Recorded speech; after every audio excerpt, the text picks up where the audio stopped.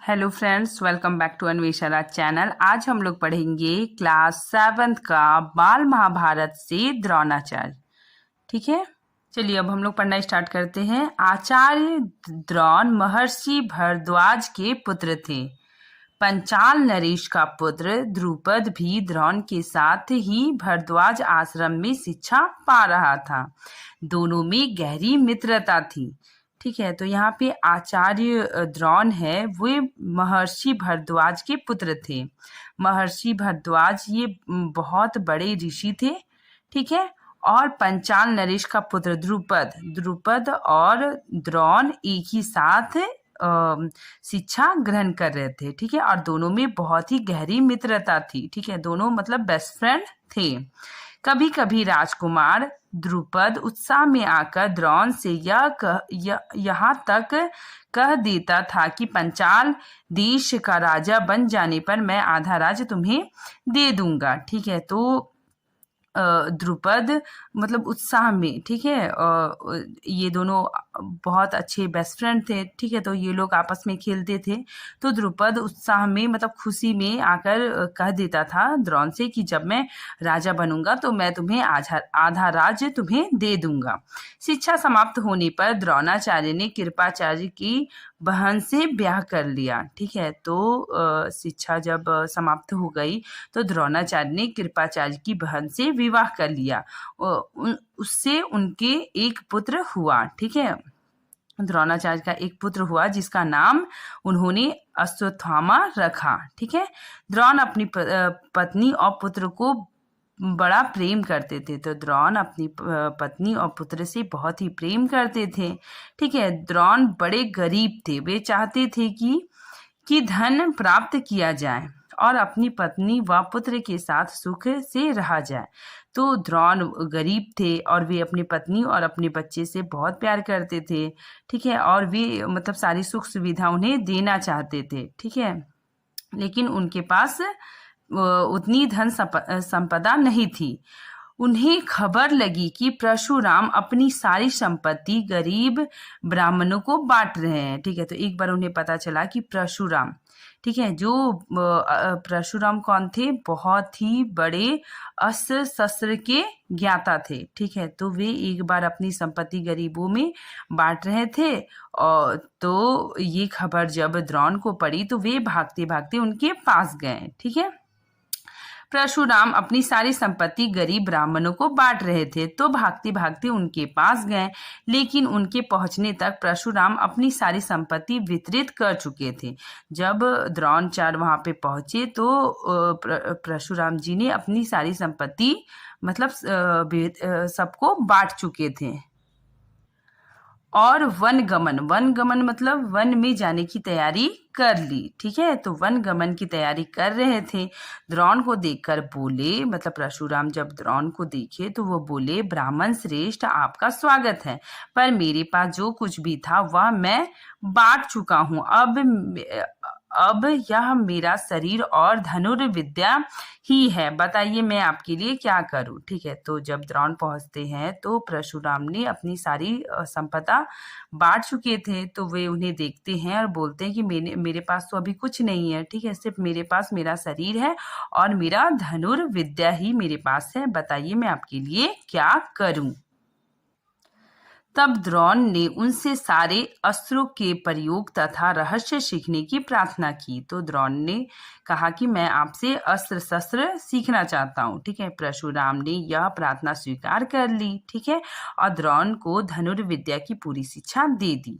तो परशुराम जी ने मतलब द्रोण को सारी धनुर्विद्या सिखा दी। ठीक है, कुछ समय बाद राजकुमार द्रुपद के पिता का देहावसान हो गया। मतलब कुछ समय बाद क्या हुआ कि जो राजकुमार द्रुपद के जो पिता थे उनकी मृत्यु हो गई। द्रुपद राजगद्दी पर बैठा, मतलब अब द्रुपद राजा बन गया। द्रोणाचार्य को जब द्रुपद के पंचाल देश की राजगद्दी पर बैठने की खबर लगी तो यह सुनकर वह बहुत प्रसन्न हुए। ठीक है। तो द्रोण को जब यह सूचना मिली कि द्रुपद अब राजा बन गए हैं तो वे बहुत खुश हुए। ठीक है। और राजा द्रुपद से मिलने पंचाल देश को चल पड़े। ठीक है। तो द्रोण द्रुपद से मिलने के लिए पंचाल देश चल पड़े। ठीक है। उन्हें गुरु के आश्रम में द्रुपद की लड़कपन मतलब क्या होता है कि बचपन में की गई बातें याद थी। ठीक है। सोचा यदि आधा राज ना भी देगा तो कम से कम कुछ धन तो जरूर ही देगा। यह आशा लेकर द्रोणाचार्य राजा द्रुपद के पास पहुंचे और बोले, मित्र द्रुपद, मुझे पहचानते हो ना? मैं तुम्हारा बालपन का मित्र द्रोण हूँ। ठीक है। तो द्रोणाचार्य जब सुनते हैं कि द्रुपद राजा बन गए हैं तो वे मतलब अपने दोस्त द्रुपद से मिलने के लिए चले जाते हैं और वो सोचते हैं कि द्रुपद ने बचपन में कहा था कि मुझे आधा राज्य देगा। ठीक है। तो इसी आशा से वे चलते हैं और वो सोचते हैं कि अगर आधा राज ना भी देगा तो कुछ ना कुछ तो जरूर देगा। ठीक है। और द्रोणाचार्य इसी उम्मीद से राजा द्रुपद के पास पहुंचते हैं। ठीक है। और बोलते हैं कि मैं तुम्हारा बचपन का दोस्त हूँ। ठीक है। आगे देखिए, ऐश्वर्य के मद में, ऐश्वर्य मतलब धन संपत्ति के मद में मत मतलब नशे। ठीक है। मतलब धन संपत्ति के नशे में चूर राजा द्रुपद को द्रोणाचार्य का आना बुरा लगा। ठीक है। तो उसे बहुत बुरा लगा। द्रोण का अपने साथ मित्र का सा व्यवहार करना तो और भी अखरा मतलब अच्छा नहीं लगा। ठीक है ना। तो द्रोण ने उसे अपना मित्र बताया तो वो चीज भी राजा द्रुपद को अच्छा नहीं लगा। ठीक है। वह द्रोण पर गुस्सा हो गया। ठीक है। तो वो क्या किया, उस पे गुस्सा हो गया और बोला, ब्राह्मण, तुम्हारा यह व्यवहार सज्जनोचित नहीं है। ठीक है। तो तुम्हारा यह व्यवहार अच्छा नहीं है। ठीक है। सज्जनोचित मतलब क्या होता है कि अच्छे व्यक्ति वाला व्यवहार नहीं है। मुझे मित्र कहकर पुकारने का तुम्हें साहस कैसे हुआ? ठीक है।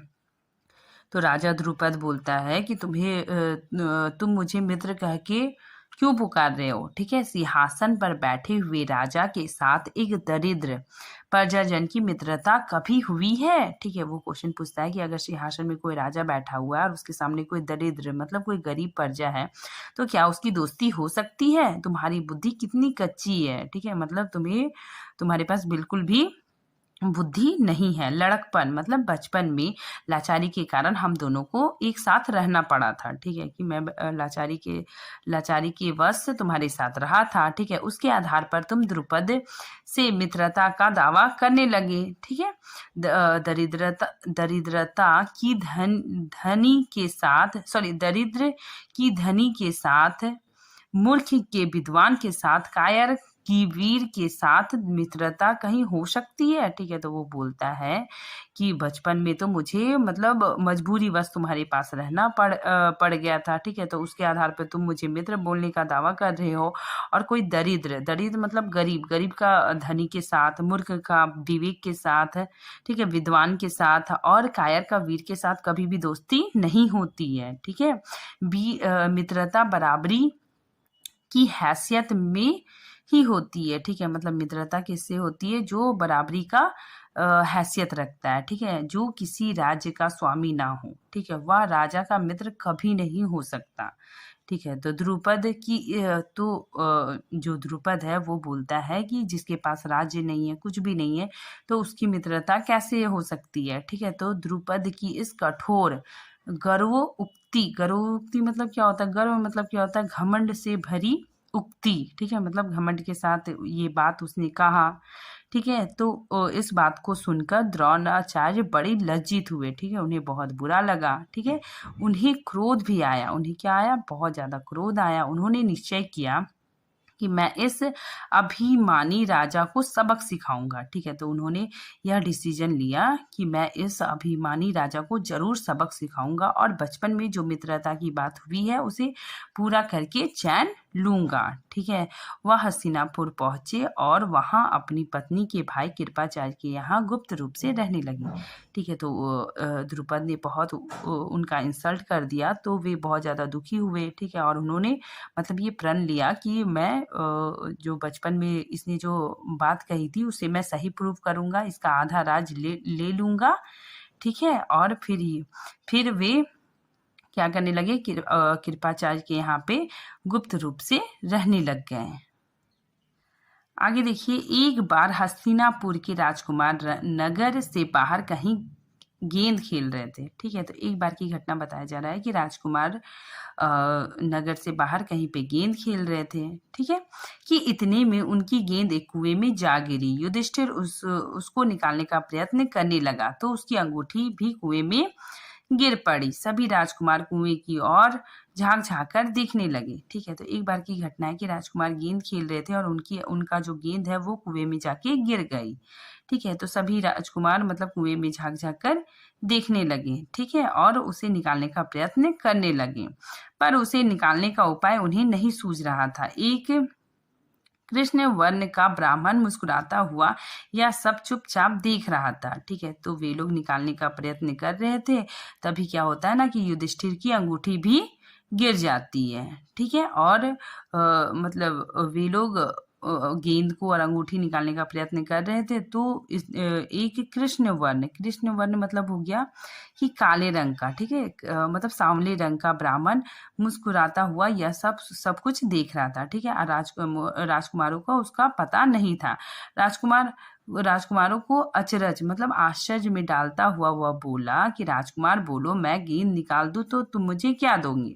ठीक है, तो वे जो द्रोणाचार्य थे वो छिपके देख रहे थे। ठीक है, तो वे राजकुमार से पूछते हैं कि अगर मैं गेंद निकाल दूंगा तो तुम मुझे क्या दोगे। ठीक है, ब्राह्मण श्रेष्ठ, आप गेंद निकाल दोगे तो मैं कृपाचार्य के घर आपकी बढ़िया दावत करेंगे। ठीक है, तो इसी में युधिष्ठिर बोलता है कि आप गेंद निकाल देंगे तो हम कृपाचार्य के घर आपकी बढ़िया से दावत देंगे। युधिष्ठिर ने हंसते हुए कहा। ठीक है, तब द्रोणाचार्य ने पास में पड़ी सिक मतलब क्या होता है, तिनका। ठीक है, तो पास में जो तिनका रखा हुआ था उसको उठा लिया। ठीक है, और उसे पानी में फेंक दिया। ठीक है, सिक गेंद को ऐसे जाकर लगी जैसे तीर, और फिर इस तरह लगातार कई सीकों को कुएं में डालते गए। ठीक है, तो द्रोणाचार्य जी ने क्या किया कि एक तिनका लिया और उसे उठा के मतलब पानी में मतलब फेंक दिया कुएं में। ठीक है, तो वो सीख जो था तिनका वो तीर के जैसे जाके गेंद में लग गया। ठीक है, फिर उसके बाद एक सीख फेंकते गए, और सीख क्या होता है ना, ये जो तिनका है वो एक दूसरे के सिरे से चिपकते गए। ठीक है, सीखें एक दूसरे के सिरे से चिपकती गई। जब आखिरी सीख का सिरा कुएं के बाहर तक पहुंच गया तो द्रोणाचार्य ने उसे पकड़कर खींच लिया और गेंद निकाल ली। ठीक है, यह सब राजकुमार आश्चर्य से यह कर्तव्य देख रहे थे। ठीक है, उन्होंने ब्राह्मण से विनती की कि युधिष्ठिर की अंगूठी भी निकाल दे। ठीक है, तो द्रोणाचार्य ने क्या किया कि तिनके को फेंका और गेंद में जाके तीर के जैसा लगा। फिर मतलब एक के बाद एक सिक फेंकते गए, मतलब तिनका फेंकते गए, और वो एक दूसरे से चिपकता हुआ मतलब बाहर कुएं तक आ गया। ठीक है, और रस्सी की जैसा उसको खींच के गेंद निकाल लिए। ठीक है, तो ये सब जो राजकुमार देख रहे थे उन्हें बहुत आश्चर्य हो रहा था। ठीक है, और वे ब्राह्मण से विनती करते हैं कि वे युधिष्ठिर का भी अंगूठी निकाल दें। ठीक है, द्रोण ने तुरंत धनुष चढ़ाया। उसके बाद फिर द्रोण ने क्या किया, धनुष मतलब लगाया। ठीक है, और कुएं में तीर के जैसा मतलब फेंक दिया। ठीक है, पल भर में बाण अंगूठी को अपनी नोक में लिए ऊपर आ गया। ठीक है, जैसे देखिए अगर हम तीर चलाएंगे तो जाके वो लग जाएगा बस, लेकिन यहाँ पे द्रोणाचार्य ने जो तीर चलाया तो वो जाके अंगूठी में लग गया। ठीक है, और उसकी नोक अंगूठी में चिपक गई। ठीक है, तो वो बाण लेके वापस रिटर्न बाहर आ गया। ठीक है, इसीलिए यहाँ पे लिखा गया है कि बाण अंगूठी को अपनी नोक में लिए हुए ऊपर आ गया। ठीक है, द्रोणाचार्य ने अंगूठी युधिष्ठिर को दे दी। ठीक है, यह चमत्कार देखकर राजकुमारों को और भी ज्यादा आश्चर्य हुआ। ठीक है, तो ये सब देखकर राजकुमार बहुत ही ज्यादा मतलब आश्चर्यचकित हुए। उन्होंने द्रोण के आगे आदर पूर्वक सिर नवाया और हाथ जोड़कर पूछा, महाराज हमारा प्रणाम स्वीकार कीजिए और हमें अपना परिचय दीजिए। ठीक है, तो वे लोग क्या किए, मतलब उन लोग को देख के बहुत आश्चर्य हुआ, तो वे मतलब द्रोणाचार्य के आगे हाथ जोड़े। ठीक है, अपना सर शीश नीचे झुकाया, उन्हें प्रणाम किया और पूछा कि आप कौन हैं। ठीक है, हम आपकी क्या सेवा कर सकते हैं, हमें आज्ञा दीजिए। ठीक है, द्रोण ने कहा, राजकुमारों यह सारी घटना सुनाकर पितामह भीष्म से ही मेरा परिचय प्राप्त कर लेना। ठीक है, तो आचार्य द्रोण बोलते हैं कि आप यह घटना पितामह भीष्म को बताइए, वही मेरा परिचय बताएंगे, वही मेरे बारे में बताएंगे। ठीक है, राजकुमारों ने जाकर पितामह भीष्म को सारी बात सुनाई। ठीक है, तो राजकुमार लोग मतलब बहुत उत्सुक थे उनके बारे में जानने के लिए, तो उन्होंने तुरंत जाके भीष्म को सारी घटना बताई। ठीक है, तो भीष्म ताड़ गए मतलब पहचान गए। ठीक है, उन्होंने अंदाजा लगा लिया कि हो ना हो ये सुप्रसिद्ध आचार्य द्रोण ही होंगे। ठीक है, यह सोचकर उन्होंने निश्चय कर लिया कि अब से राजकुमारों की अस्त्र शिक्षा द्रोणाचार्य के हाथों पूरी कराई जाएगी। ठीक है, तो जो पितामह भीष्म थे वो मतलब अंदाजा लगा लेते हैं कि ये द्रोण ही है। ठीक है, और वे यह निश्चय करते हैं, मतलब ये डिसीजन लेते हैं कि राजकुमारों को अस्त्र की शिक्षा, ठीक है, मतलब तीर बाण की शिक्षा कौन देंगे, हाँ द्रोणाचार्य ही देंगे। ठीक है, और शस्त्रों की शिक्षा तो कृपाचार्य दे ही रहे थे, लेकिन अस्त्र की शिक्षा, ठीक है, बाण की शिक्षा कौन देंगे, द्रोणाचार्य देंगे। ठीक है, आगे देखिए, बड़े सम्मान से उन्होंने द्रोण का स्वागत किया। ठीक है, तो पितामह भीष्म ने द्रोणाचार्य का बहुत ही मतलब अच्छे से स्वागत किया। राजकुमारों को आदेश दिया कि गुरु द्रोण से ही धनुर्विद्या सीखा करेंगे। ठीक है, तो जो राजकुमार है वो द्रोणाचार्य से ही धनुर्विद्या सीखेंगे। कुछ समय बाद जब राजकुमारों की शिक्षा पूरी हुई तो द्रोणाचार्य ने उनसे गुरु दक्षिणा के रूप में पंचाल राज्य द्रुपद को कैद कर लाने के लिए कहा। ठीक है, मतलब जब राजकुमारों की शिक्षा पूरी हो गई तो द्रोणाचार्य ने मतलब गुरु दक्षिणा के रूप में पंचाल राज मतलब पंचाल के जो राजा है, ठीक है, द्रुपद को कैद करके उसे बंदी बनाकर लाने की आज्ञा दी।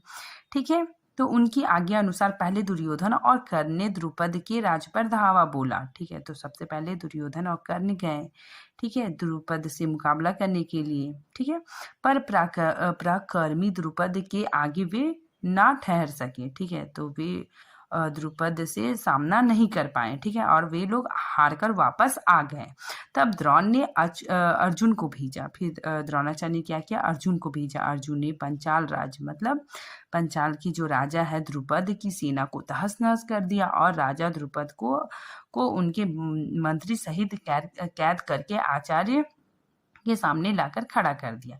ठीक है, तो जो अर्जुन है वे मतलब गए और पंचाल राज्य जो था उसको तहस नहस कर दिया और उसके जो राजा द्रुपद और मंत्री को भी कैद करके ले आए।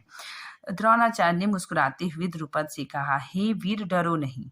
ठीक है, तो द्रोणाचार्य ने मुस्कुराते हुए द्रुपद को कहा कि तुम्हें डरने की कोई भी जरूरत नहीं है, मैं तुम्हें किसी प्रकार का नुकसान नहीं पहुंचाऊंगा। ठीक है, किसी प्रकार की विपत्ति की आशंका ना करो। लड़कपन मतलब बचपन में तुम्हारी हमारी मित्रता थी। तो द्रोणाचार्य बोलते कि बचपन में तुम्हारी हमारी मित्रता थी, हम लोग साथ साथ खेले कूदे उठे बढ़े, ठीक है, उठे बैठे। फिर बाद में जब तुम राजा बन गए तो अपने ऐश्वर्य के मद में आकर तुम मुझे भूल गए। ठीक है, तो द्रोणाचार्य बोलते हैं कि बचपन में हम लोग साथ में खेले कूदे, ठीक है, बड़े हुए, ठीक, और जब तुम राजा बन गए, ठीक है, तो तुम मुझे भूल ही गए। ठीक है, और तुमने मेरा बहुत अपमान किया। ठीक है। तुमने कहा था कि राजा ही राजा के साथ मित्रता कर सकता है, ठीक है। तो द्रोण बोलते हैं कि राजा ही राजा के साथ मित्रता कर सकता है, इस कारण मुझे युद्ध करके तुम्हारा राज्य छीनना पड़ा, ठीक है। तो द्रोण बोलते हैं किसी वजह से मैंने तुम्हारा राज्य छीन लिया, ठीक है, परंतु मैं तुम्हारे साथ मित्रता ही करना चाहता हूँ, ठीक है, इसीलिए आधा राज्य तुम्हें वापस लौटा देता हूँ, क्योंकि मेरा मित्र बनने के लिए भी तो तुम्हें राज्य चाहिए ना, ठीक है। मित्रता तो बराबरी की हैसियत में ही हो सकती है, ठीक है। तो द्रोणाचार्य बोलते हैं कि मैं तो तुमसे मित्रता ही करना चाहता हूँ, ठीक है, और मैं सिर्फ आधा राज लेता हूँ और आधा राज तुमको वापस करता हूँ, ठीक है, क्योंकि मित्र होने के लिए भी मतलब तुम्हारे पास कुछ होना चाहिए, ठीक है। तो मैं तुम्हें आधा राज देता हूँ, ठीक है। इससे क्या होगा कि मित्रता भी बराबर में होगा, ठीक है, क्योंकि तुमने बताया था कि मित्रता तो बराबरी वाले में होती है, ठीक है। आगे देखिए, द्रोणाचार्य ने इसे अपने अपमान का काफी बदला समझा, ठीक है, मतलब द्रोणाचार्य ने सोचा कि चलो ठीक है, मैंने अपना बदला ले लिया, ठीक है। उन्होंने द्रुपद को बड़े सम्मान के साथ विदा किया, ठीक है, तो उन्हें बहुत सम्मान के साथ उन्हें विदा कर दिया। इस प्रकार राजा द्रुपद का गर्व चूर चूर हो गया। तो इस प्रकार क्या हो गया कि जो राजा द्रुपद थे उसका घमंड टूट गया, ठीक है, लेकिन बदले में घृणा दूर नहीं होती। किसी के अभिमान को ठेस लगने पर जो पीड़ा होती है उसे सहना बड़ा ही कठिन होता है, ठीक है। तो इसमें क्या होता है ना कि द्रुपद को बहुत ज्यादा बुरा लगता है, ठीक है, उसको ऐसा लगता है जैसे उसका किसी ने आत्मसम्मान को ठेस पहुंचाया है, ठीक है, तो उन्हें बहुत ज्यादा पीड़ा होती है, ठीक है, और इसे सहन करना बहुत ही ज्यादा मुश्किल होता है।